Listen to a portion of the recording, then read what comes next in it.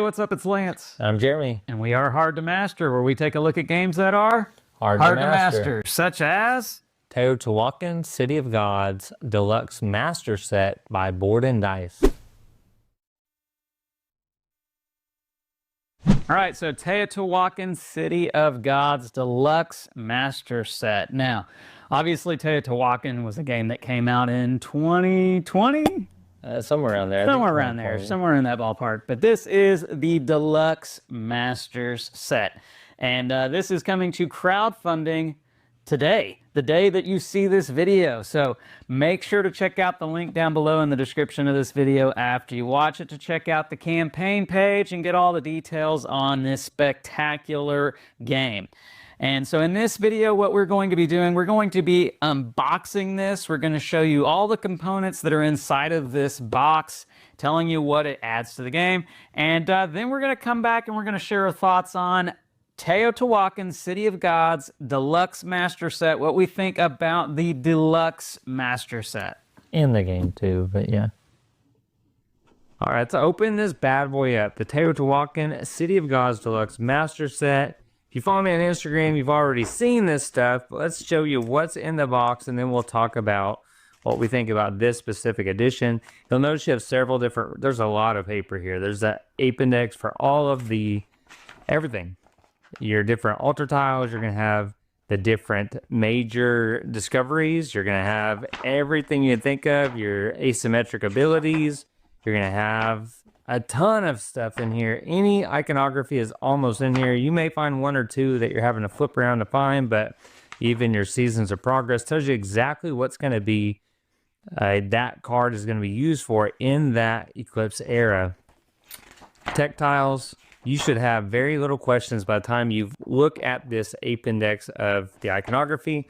You also have the modules. This is going to be very important if you're adding that expansion content to your games. You're going to want to pick different modules, and some of them, like the major discoveries, tell you which modules to look for that you're going to be referencing them. So you'll pick the modules you want to incorporate into your game. This tells you how to set it up and how you're going to use them. If you're wanting to know about solo content, though, the solo content for the modules will be in the solo mode rulebook, which is right here. Tells you how to set up your solo mode. You have a solo errata in here that's going to adjust some things that maybe weren't lined out in the beginning. And then you also can increase difficulty, and then all the modules are referenced at the end of this book. Every module that you can incorporate with this, and all of the priests and priestesses do have Teotihuacan different boards, so that you can incorporate those into your game. You're gonna have 4 of these player age sheets. They are not paper. They're a little bit more well, they might be cardboard, but they're thicker cardstock than just a paper one, or very thin like this would be. This is your organization sheet. So as you see, this is what's going to be in this box, but we're going to show you real quick as we go through here. Shows you how to line everything up, and you can tweak this a little bit. Sometimes I put the main board and stuff on top. So if you have any warping and you fold it upside down, that'll help fold that out a little flatter. The green player here is a 5th player section here. So if you get the 5th player expansion, that stuff will be in there. Otherwise, one of these will be blank. These 2 tokens here, I believe, are also in the 5th player expansion. So if you're going through here and you have a copy, or you're getting a copy and you're trying to figure out where these are, they're not going to be in this box. So you're going to have the 5th player expansion, I believe, to get those tokens. Everything else, though, other than those 2 things I showed you, are in this box. Now, if you want some challenges, you have the expert challenge sheet that you can go through and adjust your games. You'll see artwork that shows you kind of from the expansions, and then you have your core rule books here. That's going to go over all the core rules. We're going to move these out of the way in the box lid here. Now you have a ton of different boards.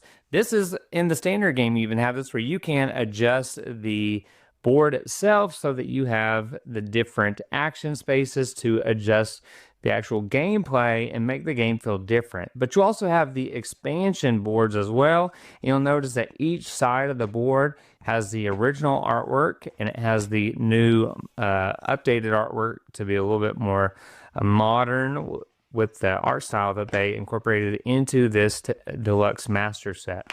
So these are just to adjust your variation of the board.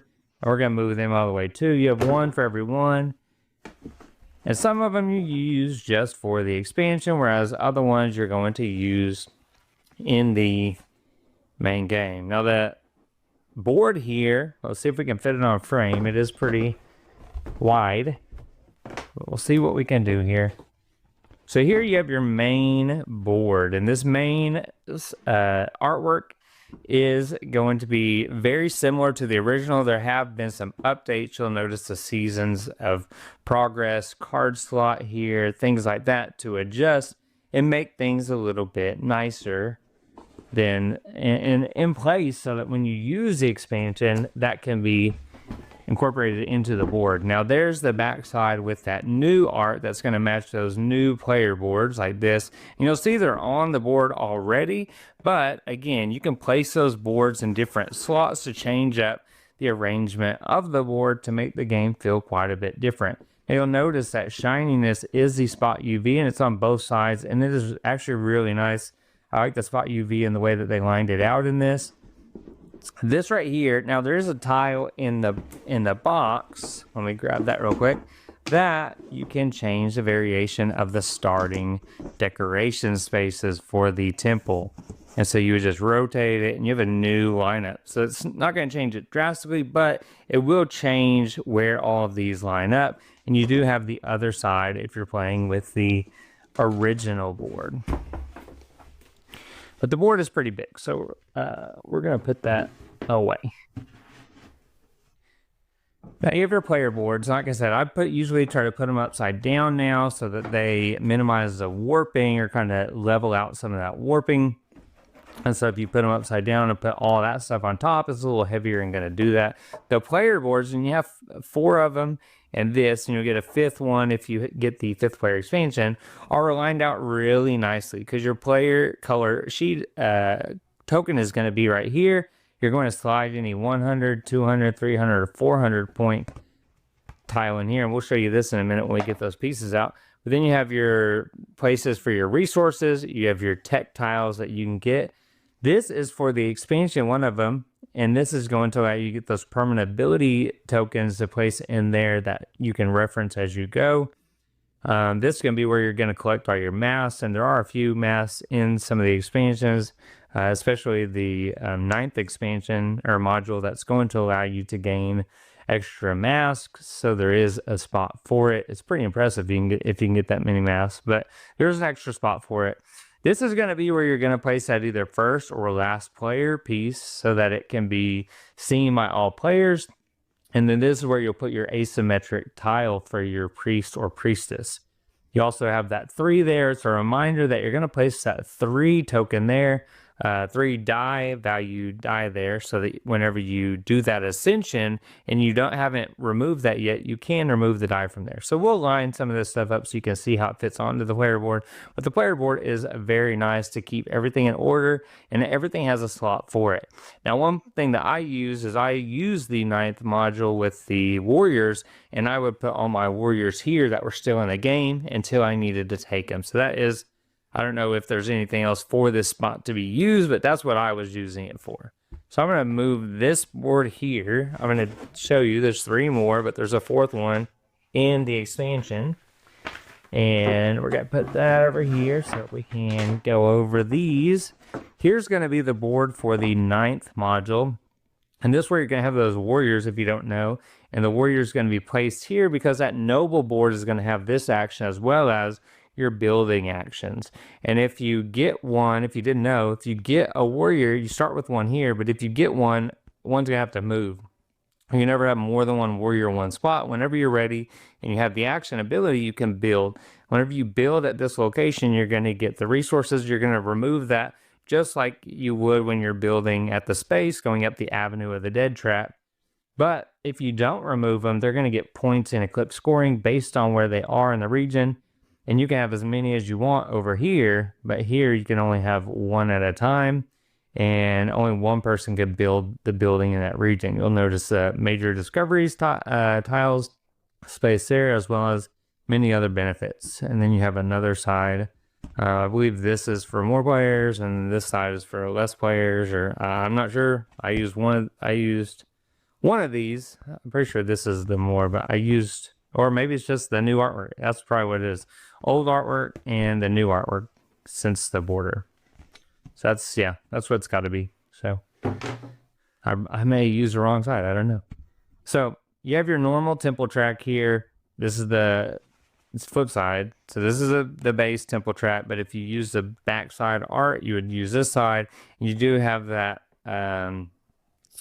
new track from the expansion, and it's one of the modules where you can go, and as you move up, you're going to gain those permanent ability tiles based on the level and adding it to your board. But you also have spaces where you can go and move up to try to get another in-game tile bonus and those 8 points. Now we got to the meat here. So let's look at the meat. We're going to look at this. You have all your player colors here. We're going to pull out one player color, and if you know me, I like blue. So why not just pull out blue? But you do have yellow, black, and red. Now, you're going to have your dice, and the dice are going to be wooden. So if you can see that there, they do have a 6, which has that symbol, and that's for your ascension. After that, it would go back to a 1 usually. But those dice will go there. Like I said, you'd put that 3 there to start. Let's see if we can get all these pieces out without losing the rest. Since we just want blue, there we go. We got blue. So like I said, let's look at some of these pieces. Here's your score tracker. This would go on your 0 space, obviously. You have these pieces for the technology that would go there and all those spaces. If you're playing with the shaman module, this piece would come into play, as well as these altar tiles. We're not going to use them right now, so I'm going to put that there. It doesn't really have a space on your board because it's moving around the main board. You have your warriors. Like I said, I usually put these here, and it's a tight fit because I believe you have 10 of them. So you're putting that 10th one on the board, the 9th one there. This is that extra piece for that yellow-orange track. And then you have your other blue-green track and the red track. More warriors. We have little round discs that go for one of the module. We have 3 of those. I'm going to put that back. Like your technology things would go there. You have your Avenue of the Dead tracker, which matches your player color symbol. But all your tech pieces would go there. And out the gate, that's essentially what you would have on your board. The other stuff would be on the main board, as well as like the pyramid tracker. You're going to move that out of the way.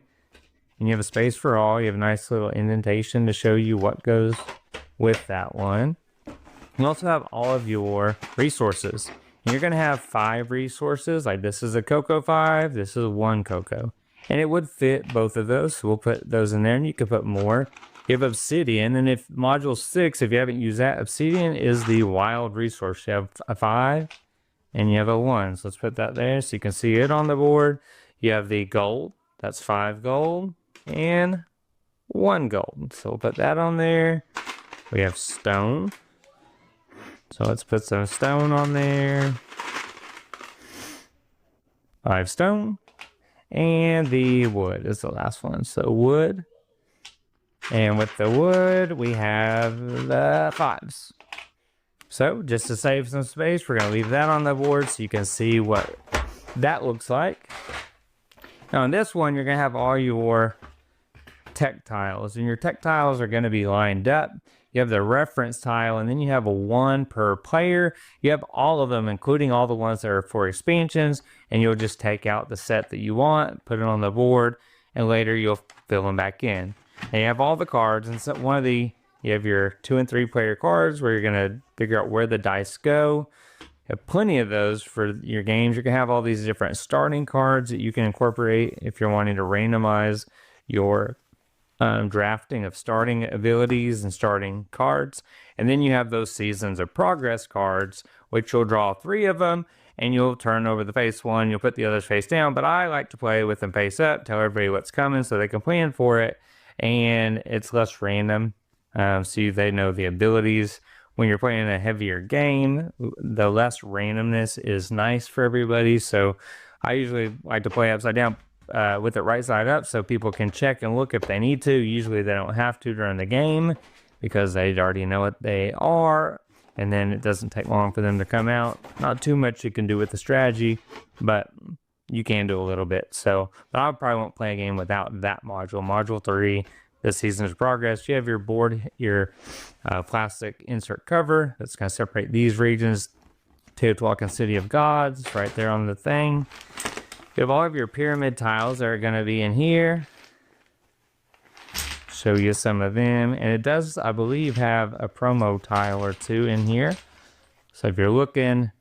So these are pretty much what they were in the original game, but you do have a nice big bag that's going to store it and make it so that you can pull the right type out of the bag. Shows you exactly what's going to be in there. You have your one for decorations. The decorations are the same that are in the game, but these are not the tiles. These are wood, just like the wooden, just like the pyramid tiles. So if we take that out, we look, we have all of your tiles. They do have color on them, maybe not all of them, but most of them have color on them, so you can match up that and move up those tracks. Got a bag full of decorations. And the last blue one here, before we talk about the green one, it's a module, is for the discovery tiles, and they'll be in here. They're all wooden also, so we'll show you them, but they have the discovery tile symbol with all of the, that's a lot of them, there's a lot of these in there. So, and some of them have to do with you might have some with the expansion. You might not know there's some in this that you have to pull out if you're not using some of those expansion modules.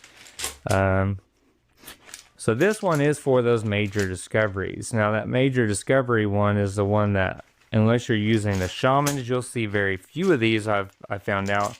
But they're going to be kind of a little bit bigger than the blue ones, a little bit larger.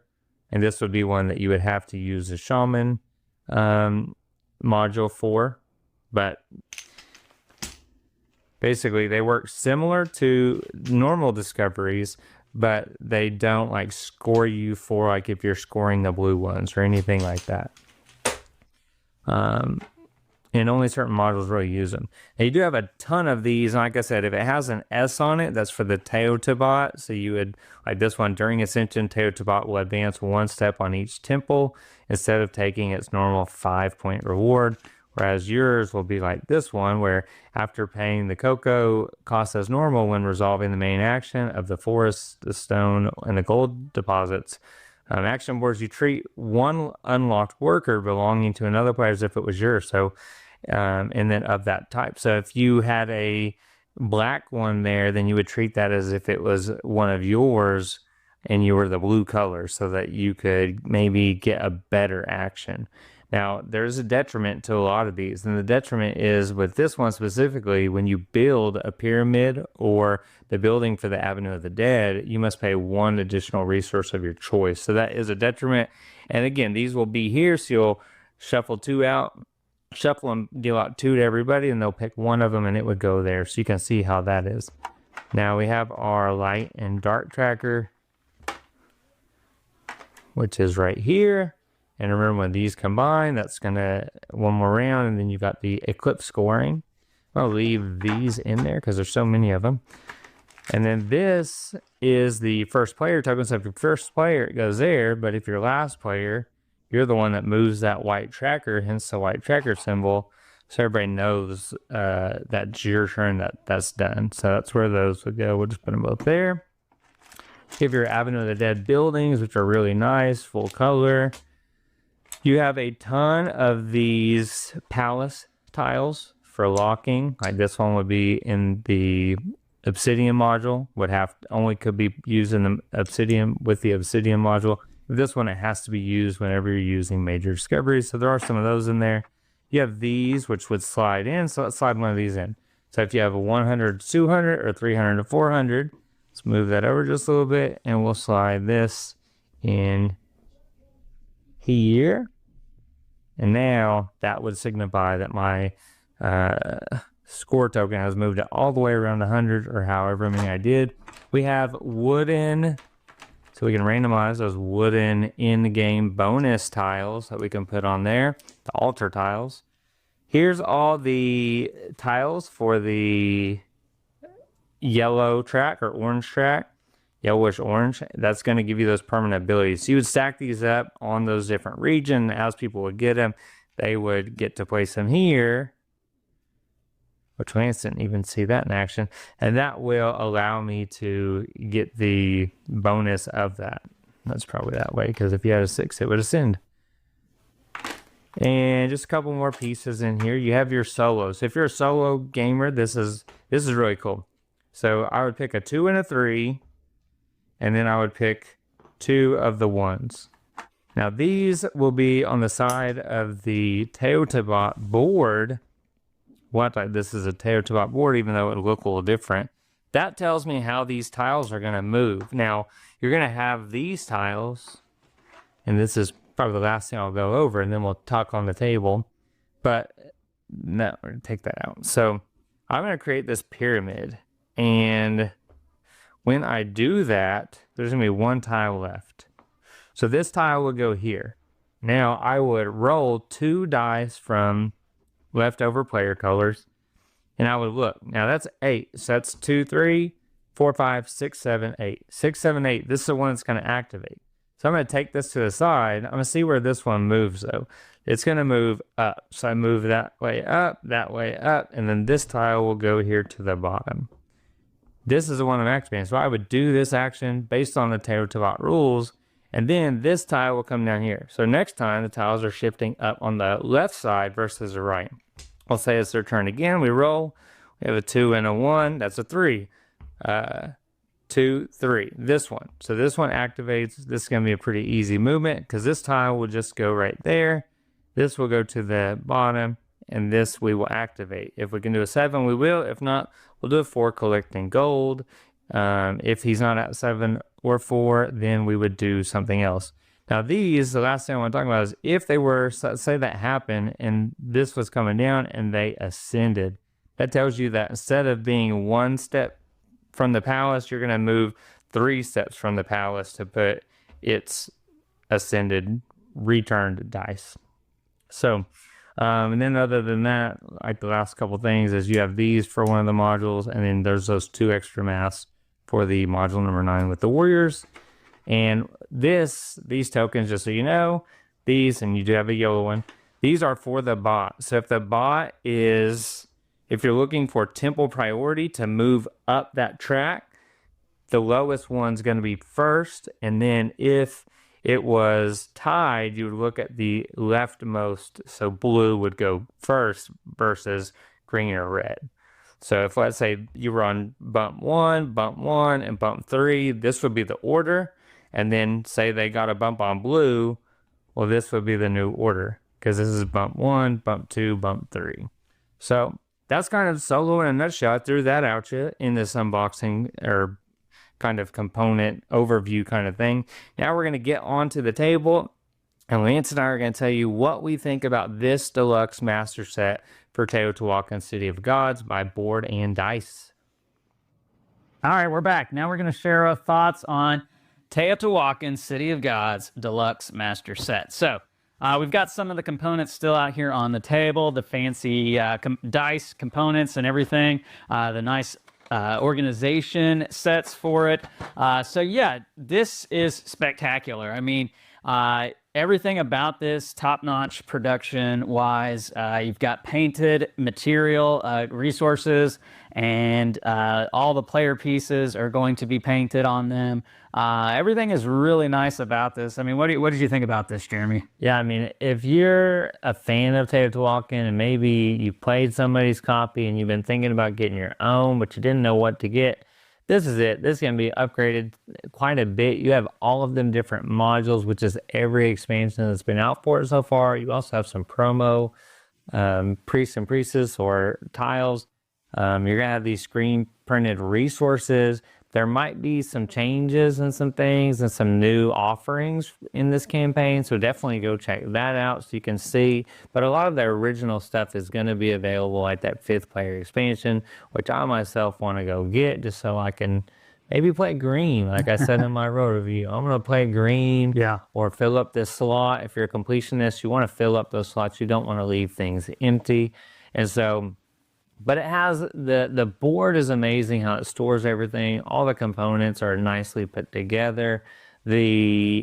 Having all those modules is great to pick out and plug it. You can basically plug and play a lot of them to tailor your game to what you kind of like in the game, or maybe just try out some new different modules.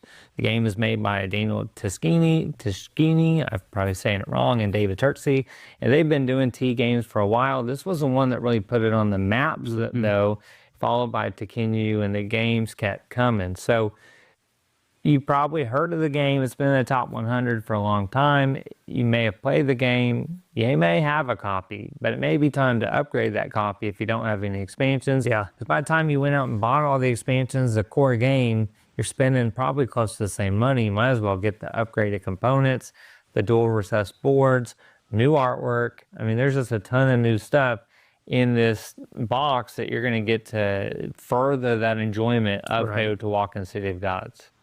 Yeah, let's talk about the different modules and what you can expect with this Deluxe Master Set. And so, I picked over all of them. Why don't we go oh my over all? goodness, there's a lot though. We'll go over all of them real quick. Like I said in the unboxing, there's the module with the major discovery tiles. That's going to be incorporated into several of them. You have the priests and priestesses. That gives you different asymmetric abilities, which also may have a hindrance. Some of them are tied to specific modules, though, so you got to be careful and make sure, and it references which ones you include and which ones you don't. The module of the Seasons of Progress, my favorite. I will probably not play the game without it. Making the game a little bit more difficult. You throw in that architecture and that development. That makes you actually have a die value when you go to the pyramid and the decoration space. So having that in there is going to make it more challenging, but you can offset that by incorporating that 6th module, the obsidian. The obsidian as a wild resource is going to allow the game, even with new people or people that haven't played in a long time, you can actually add that in and it lightens it up to where you could still add in modules and the complexity goes up, but that wild resource makes it a little bit easier forgiving if you don't have the right resource. So it's actually a really nice pairing to include that, and I would say even throw in a couple modules and not vanilla Teotihuacan. I played vanilla Teotihuacan.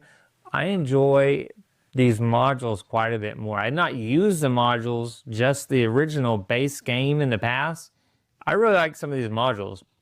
Obsidian, I may not always play with it because you get into that Caverna versus Agricola feel. Yeah. I want to challenge sometimes, but it is nice when you're incorporating new modules to be a little forgiving.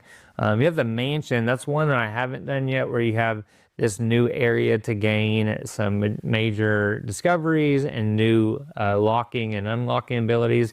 I also haven't done the altars and shamans, but I have read over it, and you're basically, instead of those worship action, you're doing a shaman action, moving that shaman counterclockwise, and getting a benefit at the different temples that way.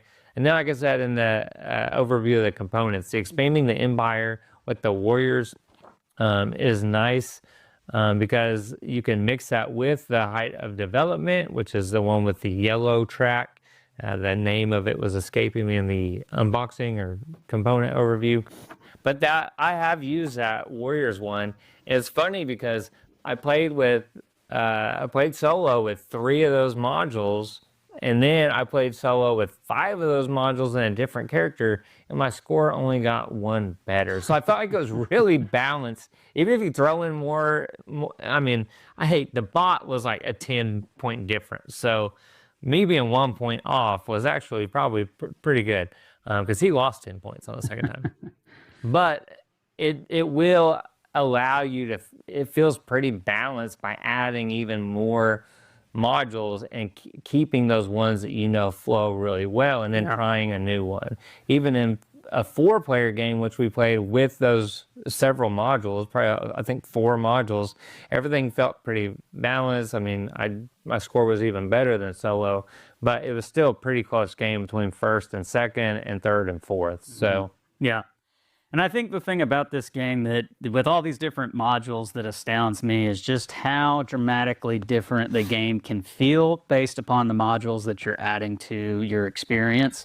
We talked about the obsidian and how that makes the game a little more forgiving, but you've got these other modules in here, the seasons modules like Jeremy talked about, that's going to change up each round. And eclipse phase. And it doesn't do it that drastic. Like a lot of them are really good. And one of those season cards does nothing. It just says he's resting, so there's no season effect. Yeah. But a lot of them are like when you build a pyramid in this era that the card's out, you get either 5, 4, or 3 extra points. Well, that just incentivizes you to go do build. That. Yeah. Another one is whenever you have your colored dice at a spot and you go activate it, you don't have to pay cocoa for your specific worker or cacao. I don't want to get corrected in the comments, but it would allow you to negate that cost of your own people. So there's different things like that that definitely help the game along. There's one that like when you move up a temple track, you get to move up another one. So or it changes how far you can move your die around the rondelle. So instead of 1 to 2 to 4, which radically changes the experience because you can't go just one space. And there's several times where you want to just go right to the next one because maybe you've already got a die lined up there for you to use and bounce off of, but you can't do that. You got to go at least 2. Then you just get used to doing 2 to 4. So the next area, you're like, you can't do that. And you're like, oh, I planned all that for this, and it's over. I'm gonna fix it. It definitely adds extra layers of mental hoops you got to jump through to figuring out how the seasons are going to change up the way the game And the feels. thing is you can incorporate them however you feel warranted. Like you don't even have to add any. You can just mix up the boards, or you can just mix up the in-game bonus tiles for your points. You can mix up so many other things before. I just think that you could throw in 1 or 2 modules and it's very simple, like obsidian. You could throw that in and that's all you have to throw in and it's made it simple. So maybe when you randomize those boards and people are getting used to it, they still have that obsidian they can fall back on, or those seasons of progress where they may get an additional benefit of that round. It's going to be different than next round or era because that new card came out, and it's going to, and then like I said, you can add 5 modules if you want, or you can add probably every module. It's just you probably don't have table space. And pretty crazy. I would probably say maybe try it solo because it's going to be a longer game, but outside of the different modules, going back to the components, I gotta say something about just the way that the game is organized in the box. For me, somebody who, when I'm breaking out a big box game, especially with lots of different modules, expansions, whatever you call it, one thing that's always on my mind is getting it out of the box going to be easy? Is setting it up going to be easy? Tearing it down, is that going to be easy? And from what I've seen, this is organized very nice, very neat,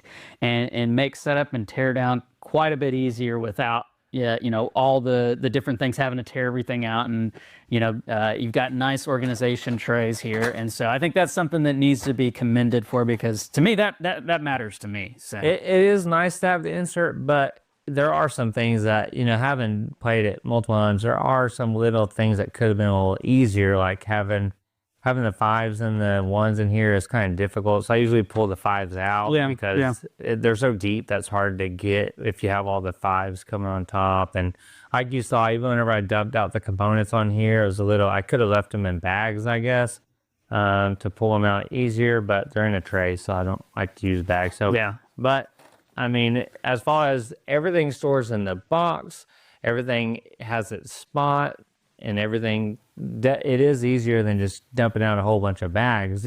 Because it is somewhat, if you had all the components strung out and you're pulling out each piece of one, that could take even more time. There's just some little things I'm like, I might have tweaked this just a little.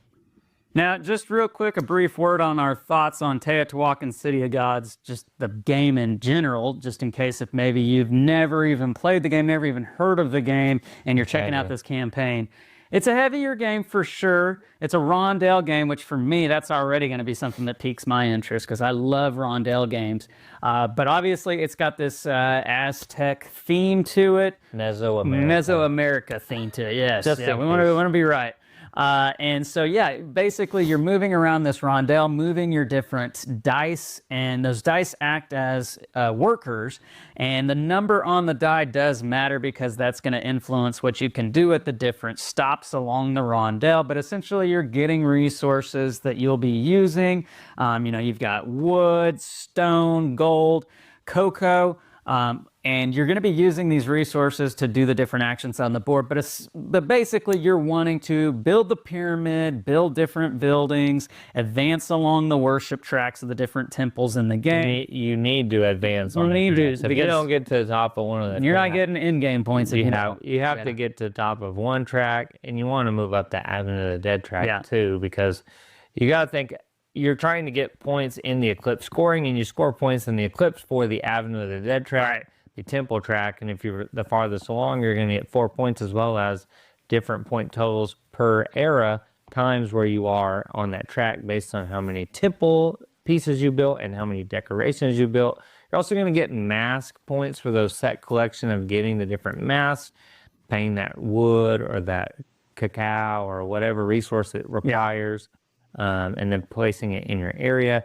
And then you do have to feed your workers. So make sure that you have a lot of cacao on hand. If you don't, you're going to be losing 3 points per person. You can't. Pretty ruthless. Per cacao, you can't. No, person per cacao that you cannot pay, you're going to lose 3 points for each one. So make sure you have it. And if you play with Obsidian, you could get the tactile to pay Obsidian for the cacao, but he didn't want to do that either. So I did. I just couldn't get around to it. So no gold. But my thoughts on this game, real quick. I really enjoy this game. This is a fantastic game. It's probably, I would say, it's probably in my top 20 of all time. I really do like this game quite a bit. It's a tough game. I'm not very good at this game. And so for me to say that it's maybe in my top 20 and yet I'm not very good at it is saying something because I enjoy it even though losing effort. No. Scythe? No, I'm good at Scythe. But no, this is a game in which you really, not only are you thinking through your turns, but you're watching what other people are doing as well, because that has an influence on your cocoa. And because you got to spend that whenever you go to a spot that there's a lot of people at, and that might deter you from taking that action until that space clears out because you can't afford it. So you really got to balance your plans with what other people are doing out on the board. I love that aspect of the game. Makes it very challenging, but it's a fun challenge because you've got 3 workers to use more often than not. And so you're not always blocked out of like, can't do anything on my turn. You can do something on your turn. It's just, you want to be efficient with your turns. And so that's a fun part of the game that I really enjoy. This is one of my favorite games. And I really like this one. I did a long time ago. I liked Tekkenu better back then. I just got Tekkenu back with the expansion I never tried. So I need to try that again. But this was the first, week or two that I played this a ton. And I was using different modules from the expansion. So with the expansions, I like this game quite a bit more than I did years ago. I do like this quite a bit. I really like the solo. I think the solo, which I went over in the overview a little bit, is very good. I really like the tile movement of that pyramid and how the actions are actually, you'll be referencing that book quite a bit, but as you go in that second game, you'll be referencing it less, and you really don't reference it much for the movement of the tiles. You just want to make sure that you're doing the action on that tile correctly for the bot, because otherwise you're probably giving them things that you don't want. Because now they're whooping you. So make sure that you check that reference, the solo sheet, while you're playing that first game or two, so you can make sure that you activate that action correctly. And they have to have workers there usually to do it. Well, there you go, guys. That's our thoughts here on Teotihuacan City of Gods. This is the Deluxe Master Set, which again is coming to crowdfunding today. It's a reprint. So if you missed it the first time, this is your time to get it. I don't know if they'll do a second reprint, like the third round of it. So I would get it now in this campaign, or maybe find one on eBay or something if you're really wanting it now because we, lathered this luxurious game in front of you and told you to go back it, and you're like, well, I just want to buy it now. You can do that too, but the campaign is going live, so definitely check that out. Yeah. Find that extra stuff, see what's new, because there may be some new stuff that you want to get, so if you wait a little bit, you might get even more stuff for it. If you like this video, please, please, please hit the thumbs up, subscribe to the channel, and hit that bell icon to be notified of all of our great new content. I'm Lance. I'm Jeremy. And we are Hard to Master, where we take a look at games that are hard to master. We'll catch you next time. See ya.